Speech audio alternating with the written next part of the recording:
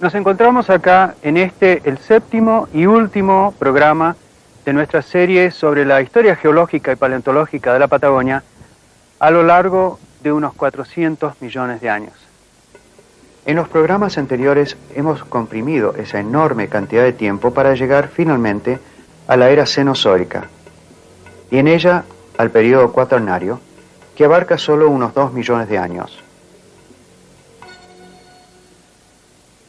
Si pensamos que el tiempo geológico se mide en cientos de millones de años, casi 2 millones es como un instante en el desarrollo del universo. Pero en Patagonia, en esos casi 2 millones de años, ocurrieron cosas muy dramáticas, ya que continuó la actividad volcánica, los hielos cubrieron gran parte de su superficie y aparecieron por primera vez seres humanos en la región, luego de un periplo lento y persistente a todo lo largo del continente americano, que tardó quizás unos 20.000 años en concretarse. Así pues, en nuestro recorrido de hoy, trataremos de reconstruir qué ocurrió a lo largo del periodo cuaternario.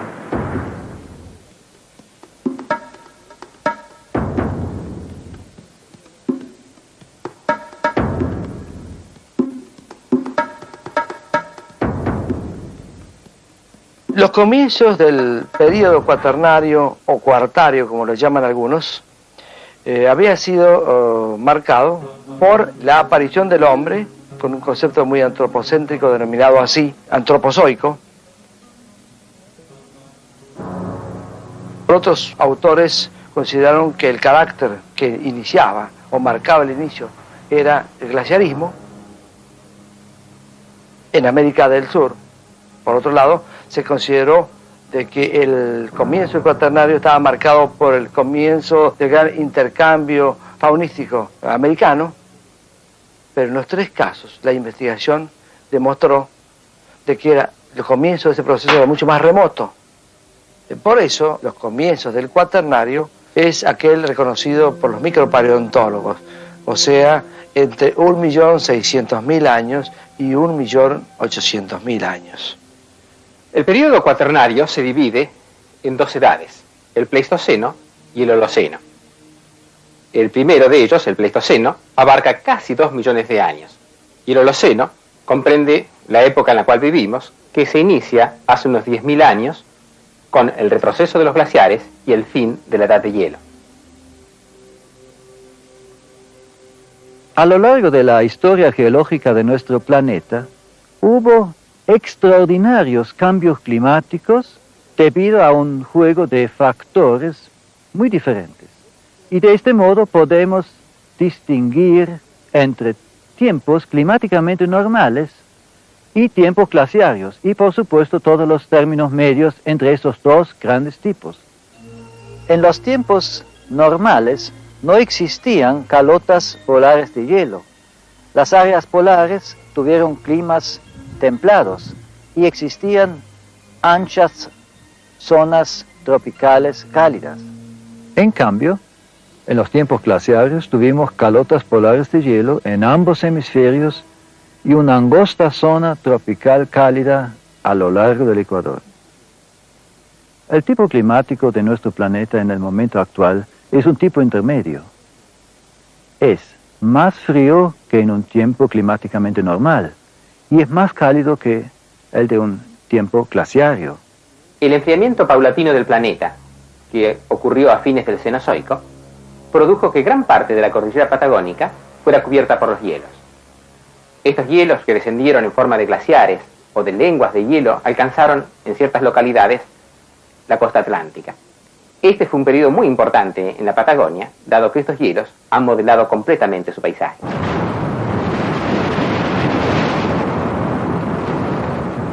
Estamos ante una de las maravillas de la Patagonia argentina, el glaciar Perito Moreno, que alimenta al lago argentino, que es uno de los lagos más grandes de Argentina. La naturaleza creó un balcón natural desde el que tenemos el privilegio de poder ver el frente de avance muy de cerca.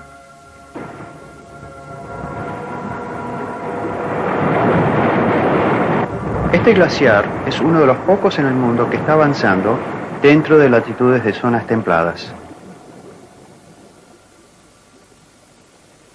Los glaciares se forman a partir de la acumulación de nieve en las montañas. Cuando esta acumulación excede una cantidad importante, comienza a desplazarse cuesta abajo, arrastrando todo el material suelto que encuentra a su paso.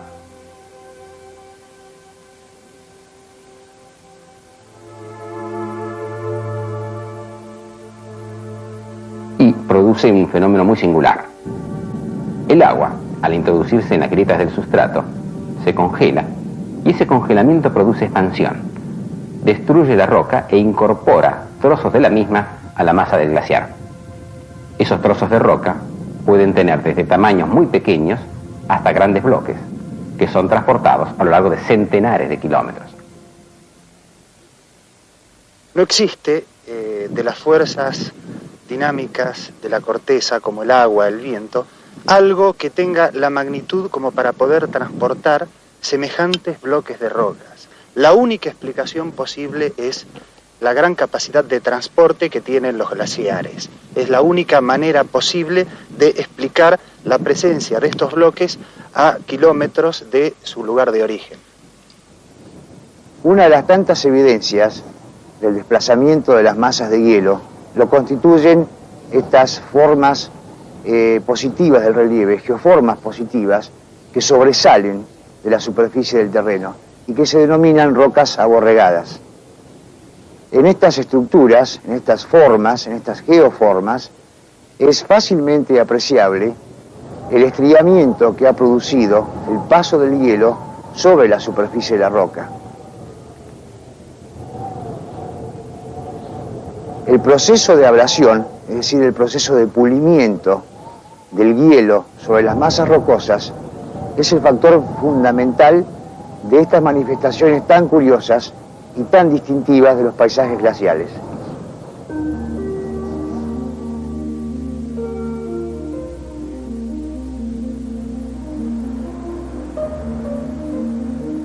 Las grandes cuencas lacustres, como esta del Nahuel Huapi, han sido desarrolladas por el paso de los glaciares hasta profundidades que en algunos casos superan los 500 metros.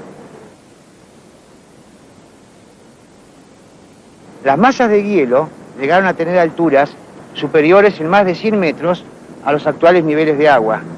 Y estos grandes glaciares fueron el resultado de la concurrencia de distintas lenguas de hielo que bajaban de los cordones montañosos, como aquel valle que podemos observar, glaciario, fósil, en la margen de enfrente.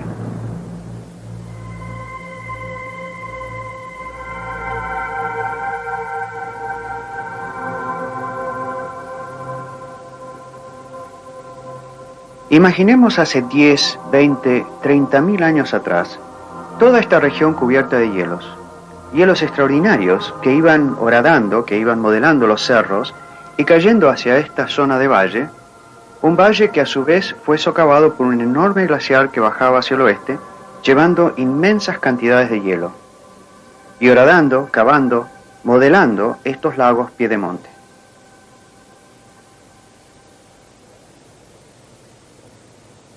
Cuando el glaciar va descendiendo de la alta montaña, va arrastrando a todo el material suelto que encuentra a su paso en un efecto tipo topadora, en donde el material acumulado de esa manera lo tenemos aquí en forma de colinas y su nombre técnico es morena. En este caso tenemos una morena de tipo terminal que pertenece al glaciar del lago Buenos Aires. Estas planicies tan amplias son el resultado del avance de los glaciares a lo largo de estos valles precordilleranos y nos dan una idea de su extraordinaria magnitud. Esta serie de glaciares que bajaban de los cerros y luego confluían en grandes ríos de hielo que se iban desplazando lentamente hacia el este, al derretirse formaron valles gigantescos y lagos de gran envergadura. Lagos que tienen una disposición este-oeste, siguiendo el declive natural del terreno desde los Andes hacia el Océano Atlántico. En la etapa final del desplazamiento de los glaciares, cuando las masas de hielo pierden competencia para seguir avanzando continuamente, se producen una serie de pequeños retrocesos y avances sucesivos de la lengua de hielo. En estas condiciones es frecuente que esta masa de hielo deposite una gran cantidad de materiales que arrastraba, y estos materiales producen una obstrucción del valle y el posterior indicamiento de las aguas de deshielo que produce el mismo glaciar. Y en estas estructuras podemos observar claramente el contacto entre la barrera natural y el esfuerzo del agua por superar esa barrera.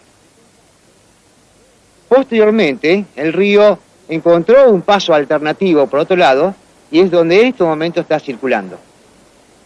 A lo largo de los miles de años, el clima cambia cíclicamente. Y es por eso que tenemos periodos de climas fríos y periodos de climas cálidos sobre el planeta.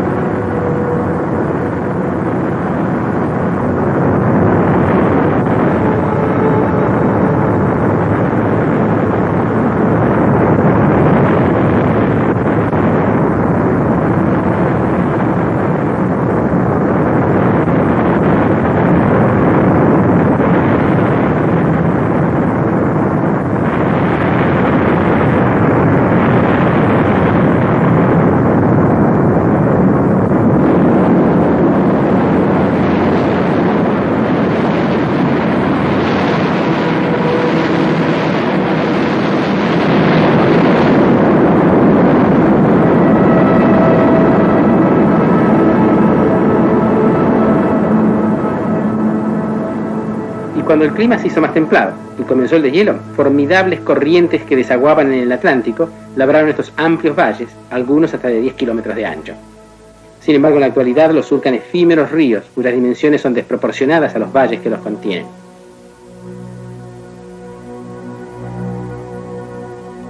Esto nos indica los volúmenes increíbles de agua que pasaron por los mismos durante el deshielo.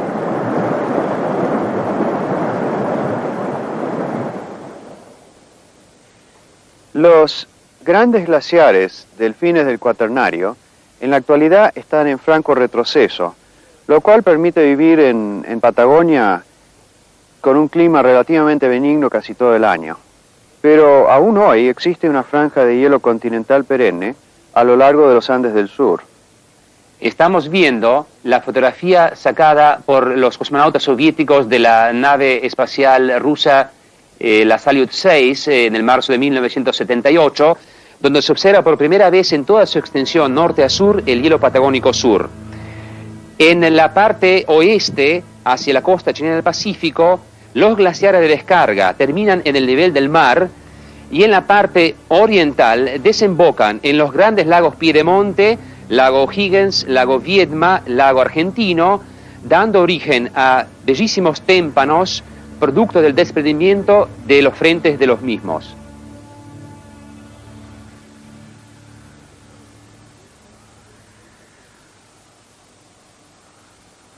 Como ya hemos visto, la glaciación es el producto de la acumulación de nieves transformados en hielo sobre continentes en posición polar y sobre las montañas. Si las nieves acumuladas durante los meses del invierno no se derriten como lo hacen normalmente durante los meses de verano, esa acumulación va en aumento con el paso de los cientos o miles de años, y así se van formando estos inmensos ríos de hielo que bajan de las montañas. Tales volúmenes de agua, acumuladas en forma de capas polares de hielo o glaciares de montaña, producen notables bajas del nivel oceánico sobre todo el planeta. Así llegó a descender el nivel de aguas a cerca de 150 metros bajo el nivel actual durante el último avance glaciario, hace algo más de 10.000 años. Este fenómeno lo llamamos eustatismo glaciario.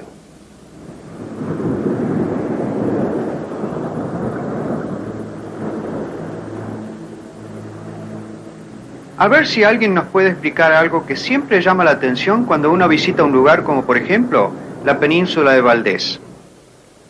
A alturas de 10, 20 metros sobre el nivel del mar actual, se encuentran capas de fósiles de organismos que vivieron en los fondos de antiguos mares. ¿Cómo es posible que estén ahora a 20 metros de altura cuando el mar lo tenemos acá abajo? Bueno, hay varios procesos que podrían explicarlo. Uno de ellos es el eustratismo glaciario que acabamos de mencionar. Imagínense que se fundiera todo el hielo sobre Groenlandia. En este caso, el nivel oceánico subiría a lo largo de todas las costas actuales en 8 metros. O imagínense que se fundiera todo el hielo sobre el continente antártico. En este caso, el nivel oceánico subiría muchísimo más y quedarían bajo las aguas grandes ciudades como Buenos Aires, Nueva York, Roma y muchas otras ciudades que se hallan al nivel del mar. Pero hay otro fenómeno que se superpone al que hemos explicado, el de la isóstasis. Cuando sobre una masa continental se acumula un peso adicional, por ejemplo una espesa capa de hielo, este bloque continental se hunde proporcionalmente en el material semiplástico del manto terrestre, que se halla entre 80 y 100 kilómetros de profundidad.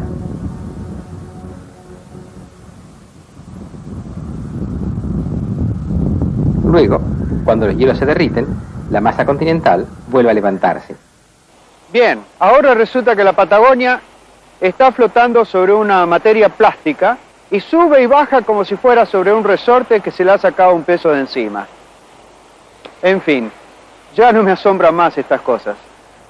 Este proceso de isóstasis es también responsable del hundimiento de las cuencas sedimentarias como respuesta al apilamiento tectónico de la cordillera. El levantamiento de la cordillera y el volcanismo se fueron atenuando durante el periodo cuaternario en la Patagonia. Sin embargo, en algunos lugares de la Patagonia observamos todavía actividades volcánicas, como aquí en Copahue, donde tenemos emanaciones de gases sulfurosos y aguas termales. Estas manifestaciones volcánicas, como la del Copahue, representan la continuación de la actividad magmática iniciada en el Terciario y que se continuó durante el Cuaternario. La actividad volcánica durante este periodo se deduce por la presencia de basalto, en forma de coladas. Las coladas basálticas se forman al enfriarse la lava que sale de los volcanes en erupción y baja siguiendo los declives naturales del terreno. Al enfriarse, forman rocas muy duras y pesadas. Si la erupción está acompañada por muchos gases, la lava, al enfriarse, tendrá muchísimas vesículas y la roca resultante, si bien sigue siendo dura, será muchísimo más liviana. Pero hay otras formas de la actividad volcánica infiltrándose en las rocas circundantes, ya sea rellenando fisuras o grietas, y que comúnmente son denominados diques o filones. Este dique, bastante ancho, está pasando a través de una roca encajante, en este caso una espesa sucesión de tobas de color claro. Y vemos cómo el basalto en sus bordes ha formado una ancha aureola de contacto a ambos lados, donde ha quemado la roca encajante.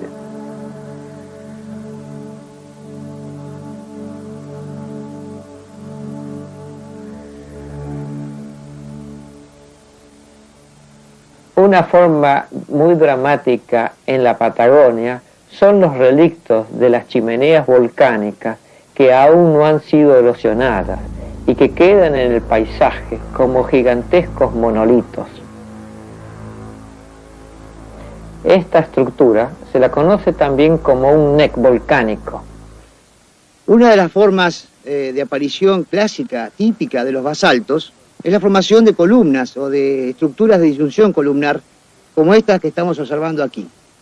Estamos en presencia de un centro efusivo reciente del Cuartario, de rocas basálticas, donde podemos observar este tipo de estructuras en varias direcciones, y resultan la consecuencia de una efusión explosiva, un enfriamiento brusco, rápido, que ha cristalizado en este tipo de estructura tan particular.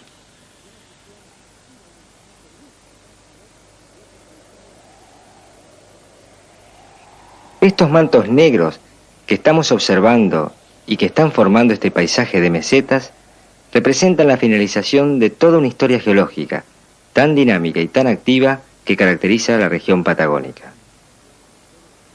Este vulcanismo basáltico, esta roca negra, pesada, constituye una de las características más notables de esta zona de la Patagonia en el extremo del continente. La parte sur de la Patagonia muestra la interacción entre la placa antártica y la placa sudamericana. La placa antártica está rotando, está girando hacia el este, mientras que la placa sudamericana se mueve en sentido contrario. Como resultado de esa interacción, la parte sur de la Patagonia se está desmembrando, hay bloques continentales que por medio de las fallas se separan de la Patagonia y terminan como las islas Georgia del Sur, desmembrados como islas en el medio del océano. Estas fallas o fracturas están controlando un importante volcanismo. Ese volcanismo se observa al norte del estrecho de Magallanes, donde tenemos numerosos conos volcánicos que están indicando la formación de una importante fractura. Esto va a resultar que en unos pocos millones de años, Tierra del Fuego va a adquirir una independencia de la Patagonia y va a empezar su camino hacia el este.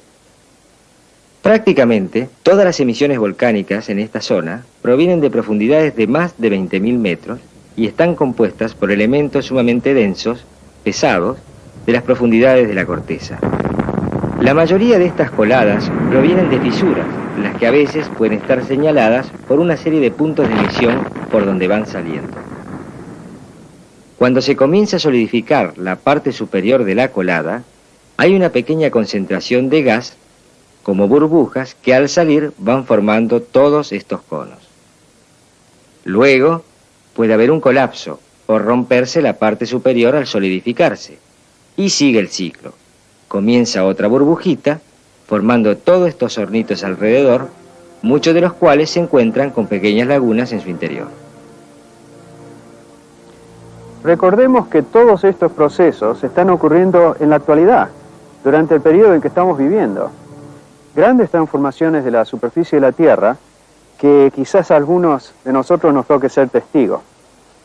Y bien, estamos llegando a épocas muy recientes. ¿Qué pasó cuando los grandes glaciares se derritieron y nos legaron el clima en que vivimos actualmente? La vegetación actual está controlada por los cambios en la rigidez de los climas. Así, durante la época glaciaria, también los bosques andinos estuvieron controlados por esos cambios y avanzaron o retrocedieron sucesivamente durante los interglaciares. Aún en la actualidad podemos observar ese fenómeno con bosques de Nothofagus que están en retroceso, franco retroceso en algunos lugares.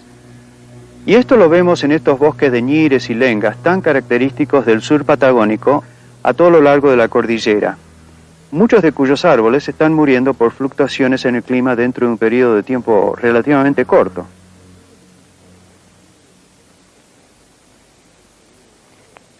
Ya hemos visto cómo en Patagonia hubo climas de los más variados, pasando desde los fríos, templados o cálidos, y desde los más húmedos a los más secos.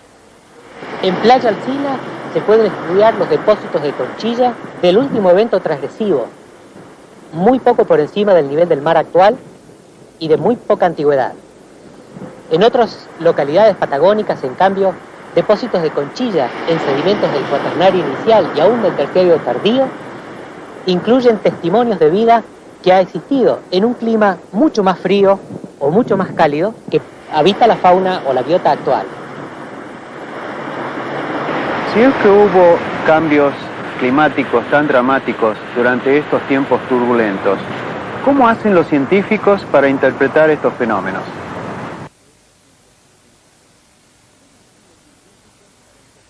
Estoy parado sobre la costa sur del lago Cardiel, un gran lago en el centro sur de Patagonia.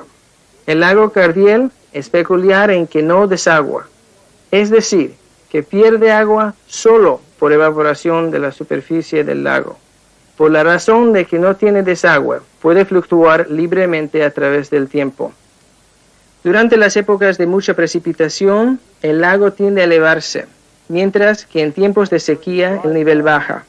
Lo que potencialmente tenemos aquí, por lo tanto, es un registro de los climas del pasado en cuanto a precipitación y sequías. Si hemos de utilizar al lago Cardiel como un medio para reconstruir los cambios climáticos a través del tiempo, debemos efectuar el registro de sus pasadas fluctuaciones. Estoy parado sobre una característica forma de suelo, una terraza, que fue depositado por olas cuando el lago estaba, en el pasado, en un nivel más alto. Podemos ver sobre la superficie de esta terraza piedras que han sido redondeadas y achatadas por la acción de las olas.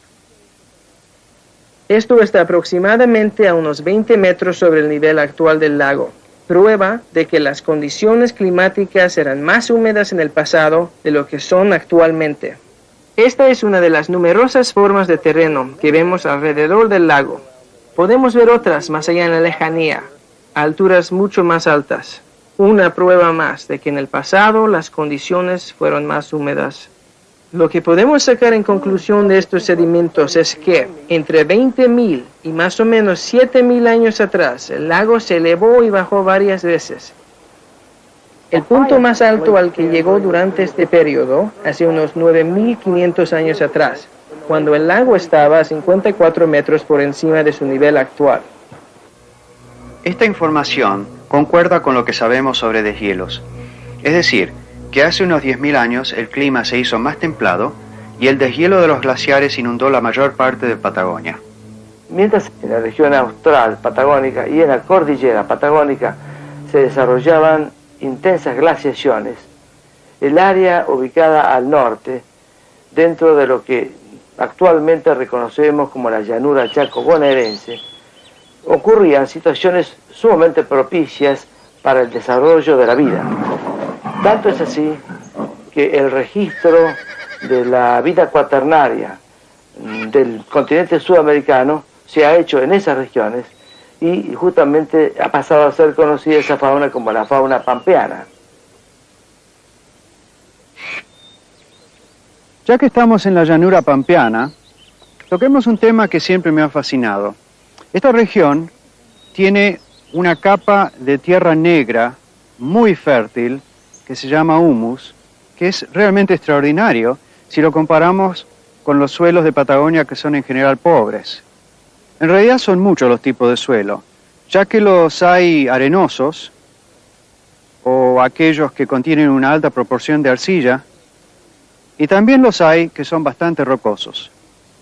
Pero los suelos que permiten el asentamiento de grandes vegetales, de los árboles por ejemplo, contienen un elemento orgánico. Un elemento que nos llega desde los albores de la edad paleozoica. Este árbol que ustedes ven acá es un Nothofagus, una lenga, un viejísimo poblador de la Patagonia. Continuamente los árboles, lo mismo que las hierbas, aportan material orgánico al suelo. Este material es rápidamente atacado por multitud de distintos animalitos muy pequeños que degradan estas hojas y ramas y la transforman en humus. Ustedes ven acá que hay una tierra por debajo de la hojarasca, producto de la digestión de estos animales. Estos animales viven en grandes cantidades en el suelo, entre 1.000 y 100.000 individuos por metro cuadrado de tierra. Y se conocen varios cientos de miles de especies en todo el mundo. Para poder observarlos se necesita una lupa, un microscopio, y para capturarlos se utiliza una rejilla de este tipo, se pone maderas podridas, hojarasca o tierra en el embudo, y a medida de que el material se va secando, entonces van cayendo los animalitos a un recipiente que contenga agua, como este de acá. Estos que ven son colémbolos, pero hay multitud de formas distintas. Están los ácaros, los ínfilos, paurópodos, en fin, no les voy a molestar con nombres raros.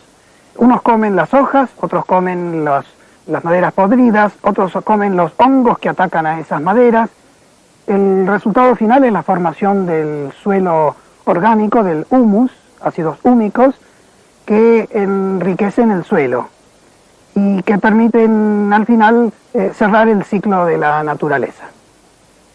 Estas disquisiciones sobre las estrechas relaciones de la superficie de la Tierra con la vida sobre ella cobran ahora especial interés para nosotros, ya que es durante el periodo cuaternario que ocurre un suceso muy trascendente para la Patagonia y en general para todo el continente americano.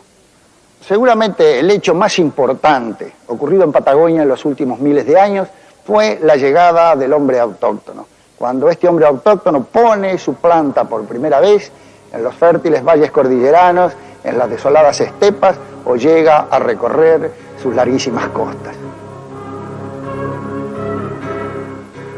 La mayoría de los investigadores están de acuerdo en que el poblamiento de América se realizó a través del estrecho de Bering.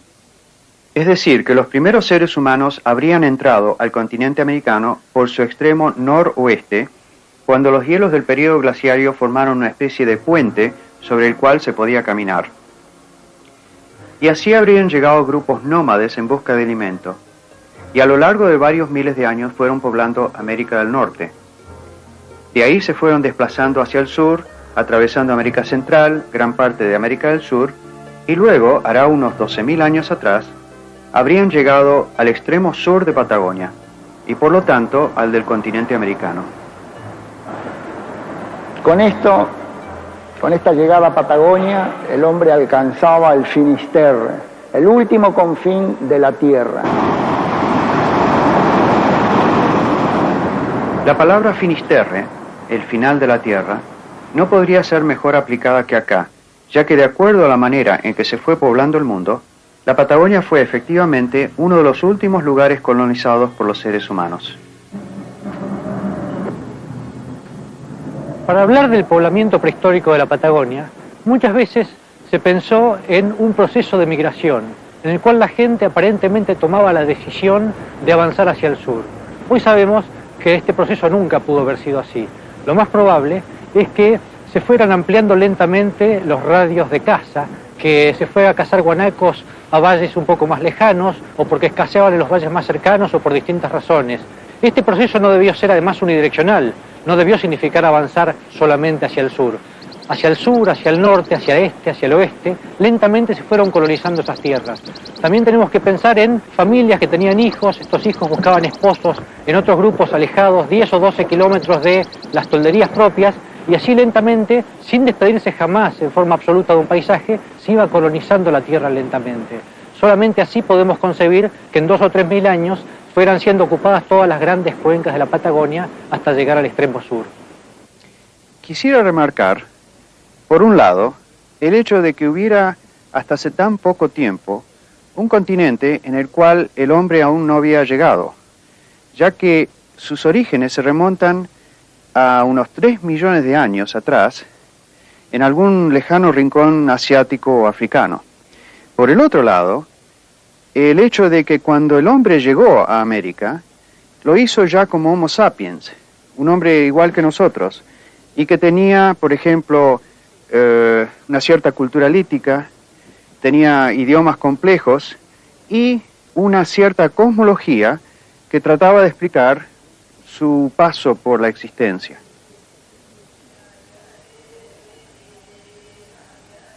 Esto es evidente en muchísimos lugares de la Patagonia donde estos primeros pobladores se asentaron, dejando sobre las rocas y dentro de las cuevas evidencia de su paso que nos han llegado hasta nuestros días.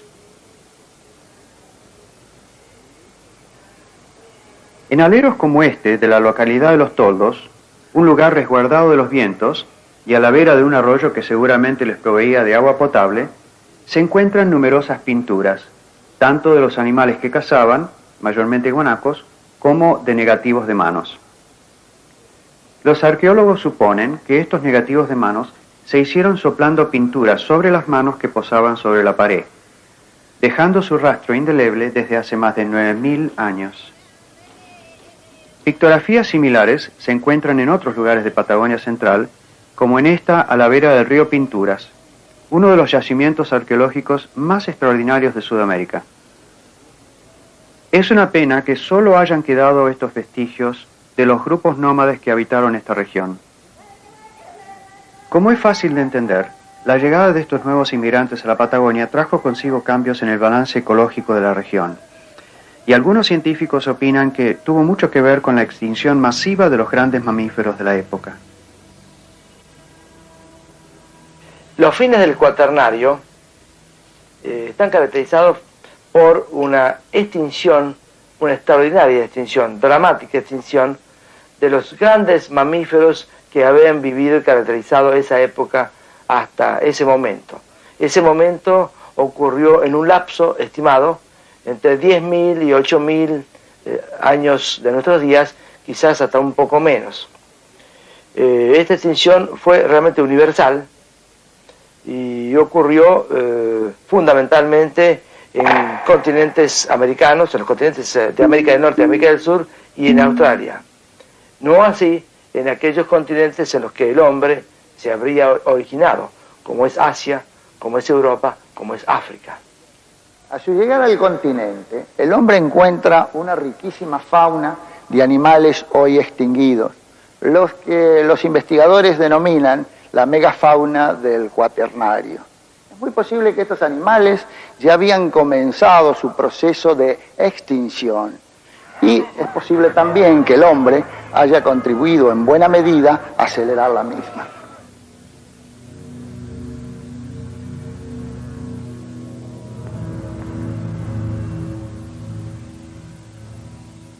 ¿Cuáles fueron las causas de esa extinción? No lo conocemos certeramente, pero sabemos que los dramáticos cambios climáticos del Pleistoceno tuvieron mucho que ver en ella. Las plantas y sus consumidores, los herbívoros, coevolución a lo largo del tiempo. Los vegetales poseen sustancias tóxicas para prevenir precisamente la acción de los depredadores.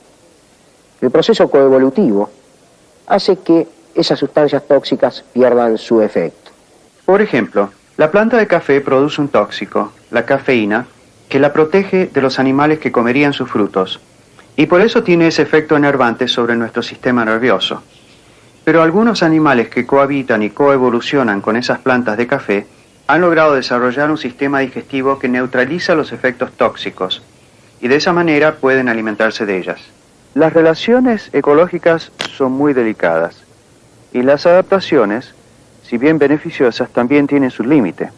Por ejemplo, la extrema especialización tiene su riesgo.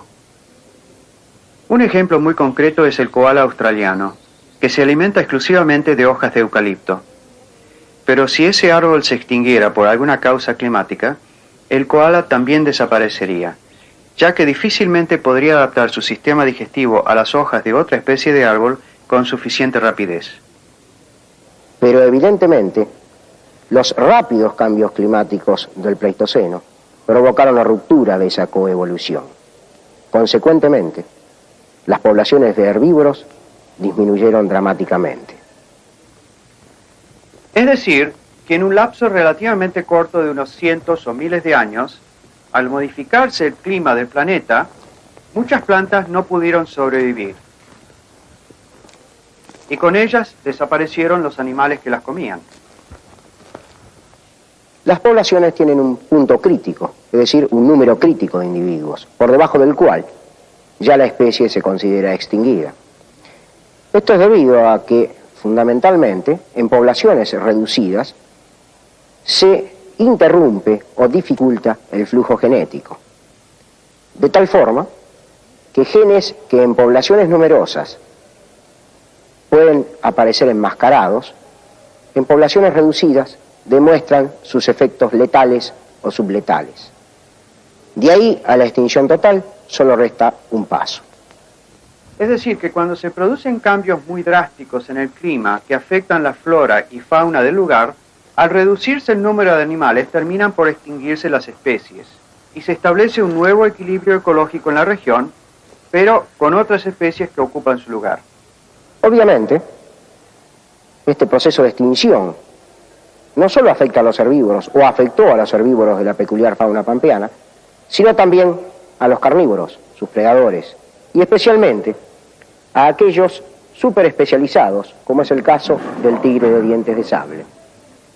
Las causas de esta extinción, como las de otras extinciones ocurridas en el tiempo geológico, son discutidas y discutibles. Pero en este caso, un autor norteamericano ha sostenido que el hombre tuvo una participación activa, más lo ha reconocido como la causa fundamental de la extinción. Y para ello ha tenido en cuenta de que en los continentes en los que se produjo una más marcada extinción es en aquellos continentes en los que el hombre era inmigrante. Esto es América del Norte, América del Sur y Australia. Quizás una de las causas de la extinción de la megafauna cuaternaria se debió al hecho de que estos animales carecían de una defensa instintiva contra el nuevo depredador que había aparecido. Cuando el hombre paleolítico llegó a las costas del sur de Sudamérica, a las costas de Patagonia, tanto los lobos marinos como los elefantes marinos ya se encontraban presentes en estas costas probablemente desde hace bastante más de 1 millón de años. La mayoría de las culturas que se desarrollaron a los costados del litoral marítimo hicieron uso de estos recursos como en muchos otros lugares de la Tierra, aprovechando fundamentalmente 2 condiciones de estos mamíferos marinos. Que se congregan para reproducirse en grandes colonias de animales. La desprotección que tienen en cierta forma en tierra, lo cual permite que uno pueda acercarse mucho a ellos. Y el gran recurso que constituyen desde el punto de vista energético, como para sustentar poblaciones humanas.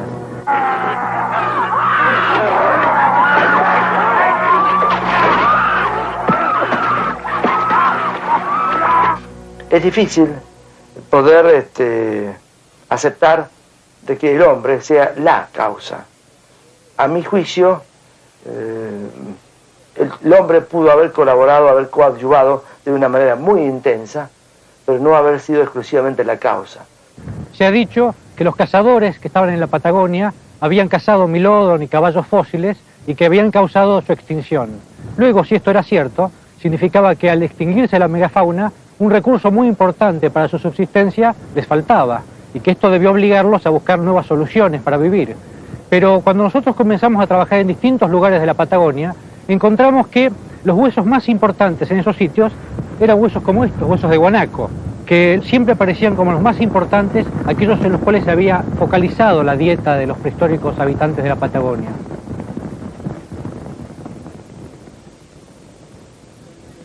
En la cueva de Río Pinturas hay hermosas evidencias de estas preferencias por los guanacos como objeto de caza. Suponemos que estas representaciones de guanacos ayudaban a aquellos que los pintaban a obtener una buena cacería. Además, las numerosas imágenes de guanacos grávidos nos hacen pensar que allí se oficiaban ritos de fertilidad que ayudaban la continuidad de las manadas. Estas pinturas también documentan el método que utilizaban aquellos antiguos pobladores patagónicos para la caza del guanaco. Algunos de ellos encaminaban los animales hacia el lugar donde los esperaban otros hombres, quienes en círculo y tirados en tierra esperaban la caza. Al tenerlos cercados, los cazadores se erguían y les arrojaban unas bolas redondas con tientos de cuero, haciéndolos caer indefensos. El guanaco proveía a estos primeros habitantes patagónicos de alimento, protección de frío con su cuero, y hasta se las ingeniaban para fabricar armas con sus tientos. Es decir, que el guanaco podría considerarse el animal más importante de su economía. Luego, ¿cómo aparece la megafauna? Aparece como un recurso complementario. Probablemente no era cazado, inclusive. Es posible que haya sido carroñado los restos de un milodon, de un caballo fósil que aparecía muerto por circunstancias ajenas a la acción depredadora humana. Es decir, fue una combinación de la acción del hombre con cambios climáticos de magnitud mayor. La extinción que se produce a fines del Pleistoceno afectó por lo menos a 100 géneros en el mundo entero. Téngase en cuenta que 45 de esos géneros, de esos 100 géneros, fueron de América del Sur, lo cual da una idea de la magnitud. Imaginen una extinción tan masiva que llegó a eliminar 45 especies de animales, animales que habían rondado en gran número pocos años antes la región patagónica y todas las llanuras que se extienden a lo largo del continente sudamericano. y su número, variedad, era sorprendente, ya que entre ellos se contaban los proboscidios, representados por los mastodontes, los caballos, los grandes félidos, como son los dientes de sable esmilodontes. Por supuesto, se producen algunas extinciones de grandes cérvidos, también descendientes de inmigrantes norteamericanos, grandes camélidos, gran guanaco, también se extingue, y entre las formas nativas nuestras se extinguen prácticamente todos los toxodontios notungulados, órdenes exclusivamente sudamericanos. Pensar que estos animales vivieron hace solo 10.000 años y ya no existen. 10.000 años en el tiempo geológico es como un segundo. Desapariciones tan masivas nos dan una idea, una pauta de los peligros que nos acechan si no tomamos responsabilidad de preservar la vida sobre el planeta, no solo para nosotros, sino para las criaturas, las plantas y animales con las cuales convivimos.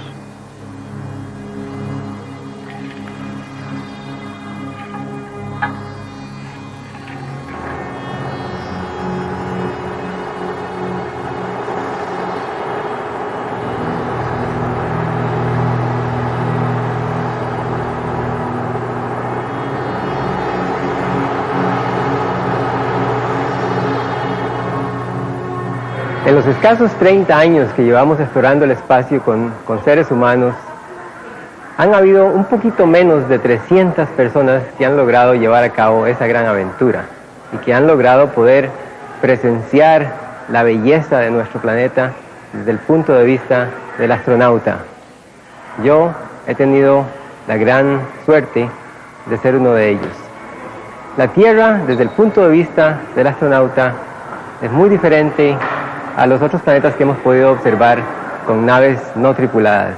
La Tierra se nota que está viva y tiene un aspecto desde aquella órbita baja hacia el planeta que uno observa de fragilidad y de belleza.